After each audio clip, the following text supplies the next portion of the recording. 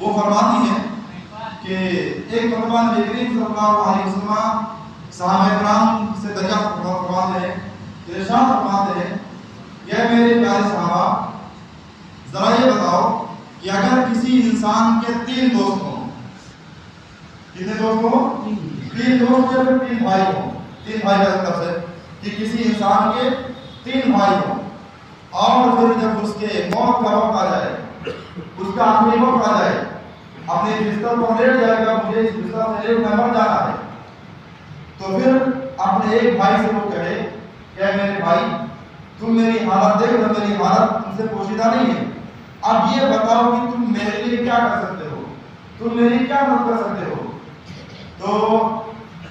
وہ بھائی کہے گا کہ میں تمہاری اتنی مدد کر سکتا ہوں کہ تم بیمار ہو، تمہاری تیمارداری کروں،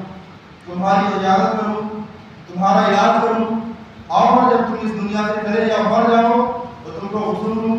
اس کے بعد میں تمہیں کفن پہناؤں، تمہیں اپنے کندھے پر لاد کر کے لے کے جاؤں، اور وہاں جا کر کے تم کو قبر کے اندر اتاروں، پھر واپس آ جاؤں، اور پھر اس کے بعد اگر دنیا والے تمہارے بارے میں ہم سے کچھ پوچھے تو میں اس کے لیے تمہارے لیے بھلائی بیان کروں۔ تو میرے آقا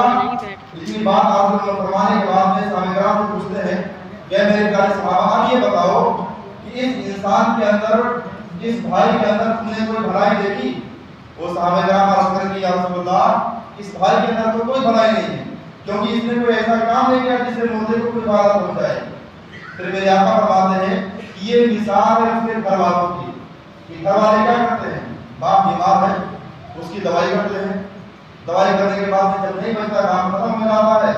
اس کی جنازہ پڑھتے اس کو دفن کر دیتے ہیں، واپس آ جاتے ہیں۔ پھر اس کے بعد میرے آقا فرماتے ہیں کہ پھر وہی مرنے والا انسان اپنے دوسرے بھائی سے پوچھے گا کہ میرے بھائی آپ یہ دیکھ رہے ہو جو میری حالت ہے، میں اپنے زندگی کی آخری لمحات گزار رہا ہوں، میں مرنے والا ہوں، اب یہ بتاؤ کہ تم میرے لیے کیا کر سکتے ہو؟ تو دوسرا بھائی کہے گا کہ میں تمہارے لیے کچھ نہیں کر سکتا، کیونکہ تم مر جاؤ گے، مرنے کے بعد تم کہاں جاؤ گے، قبر میں جاؤ گے، اور میں اسی دنیا کے اندر رہ جاؤں گا، لہٰذا میں تمہارے لیے کچھ نہیں کر سکتا۔ تو میرے آقا فرماتے ہیں کہ میرے پیارے صحابہ اب یہ بتاؤ کہ اس میں کوئی بھلائی تم نے دیکھی؟ صحابہ عرض کریں کہ یا رسول اللہ یہ تو پہلے سے غیر گزرا، پہلے اگر تھوڑا بہت کام آیا تھا یہ تو فوراً ہاتھ کھڑا کر دیا کہ ہم تمہارا کچھ نہیں کر سکتے۔ میرے آقا فرمائیں کہ یہ مثال تمہارے مال کی ہے، تمہاری جائیداد کی ہے، کہ تم نے مال کمایا، تم نے جائیداد اکٹھا کیا، اکٹھا کرنے کے بعد کیا ہوا، تم مر گئے، مال سارا کا سارا تمہارا دنیا کے اندر رہ گیا۔ اب وہی مرنے والے انسان تیسرے بھائی سے پوچھے گا کہ میرے بھائی یہ بتاؤ کہ میں مرنے والا ہوں، تم میری حالت کو دیکھ رہے ہو، اب یہ بتاؤ کہ تم میرے لیے کیا کر سکتے ہو؟ تو پھر تیسرا بھائی کہے گا کہ میرے بھائی کو پریشان نہ ہو، تو ٹینشن نہ لے،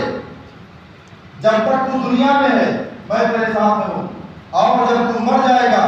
تو میں تیرے ساتھ تیرے قبر میں جاؤں گا، جب فرشتے آئیں گے اس وقت ان کے سوال و جواب کرنے کے وقت میں تیرے لیے آسانیاں پیدا کروں گا، اور کل میدان محشر میں جب تیرا حساب و کتاب ہوگا تو میں جا کر کے تیرے ترازو میں بیٹھ جاؤں گا، تیرے عمل کو بھاری کروں گا، یہاں تک کہ میں تجھے جنت کے اندر داخل کروا دوں گا، یہاں تک کہ میں تجھے جنت کے اندر داخل کروا دوں گا۔ اب میرے آقا فرماتے ہیں اے میرے پیارے صحابہ اب یہ بتاؤ کہ اس کے اندر تم نے کیا بھلائی دیکھی؟ صحابہ عرض کریں گے میرے مولا یہ تو سراپا کا سراپا بھلائی ہے، یہ تو پوری کی پوری بھلائی ہے کہ جو انسان کو دنیا سے لے کر قیامت تک کام آئے وہی چیز انسان کے لیے سب سے زیادہ بہتر ہوتی ہے۔ تو میرے آقا فرماتے ہیں اے میرے پیارے صحابہ یہ تیسرا بھائی، تیسرا شخص انسان کا عمل ہے، کہ انسان جو عمل نیک دنیا کے اندر کر کے جائے گا وہی نیک عمل اس کے لیے قبر کے اندر بھی مددگار ہوگا، حشر کے اندر بھی مددگار ہوگا، اور میزان عمل پر جب ہمارے اعمال تولے جائیں گے اس وقت بھی ہماری مدد کرنے کے لیے ہمارے اعمال ہمارے ساتھ بھی کھڑے ہوں گے۔ لہٰذا اپنی زندگی کو بیکار نہ گزاریں، اپنی زندگی کو برباد نہ کریں۔ میرے آقا فرماتے ہیں کہ انسان کے لیے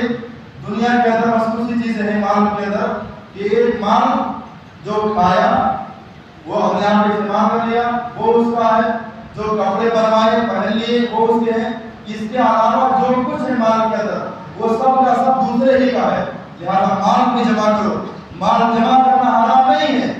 لیکن مال کے ساتھ میں ناانصافی کرنا حرام ہے۔ آج مولانا اپنے مال کو بڑے سجامان کر کے جمع کر لیتے ہیں، اکٹھا کر لیتے ہیں، لیکن اللہ اور رسول کی بارگاہ میں خرچ نہیں کرتے ہیں۔ اور یہی وہ مال ہے کہ اگر ہم 1 روپیہ بھی سچے دل سے اللہ اور رسول کی راہ میں خرچ کریں گے تو انشاءاللہ تبارک و تعالی یہ 1 روپیہ بھی ہمیں میدان محشر میں بتانے کے لیے کافی ہو جائے گا۔ اللہ تبارک و تعالی کی بارگاہ میں دعا ہے ہمارے اس گفتگو کو اپنی پیاری بارگاہ میں قبول فرمائے اور ہم تمام مسلمانوں کو نیک عمل کرنے کی توفیق عطا فرمائے۔ اور آپ کی گزارش یہ ہے کہ آج قرآن پاک مکمل ہوا ہے، تراویح مکمل نہیں ہوئی ہے، ٹھیک ہے؟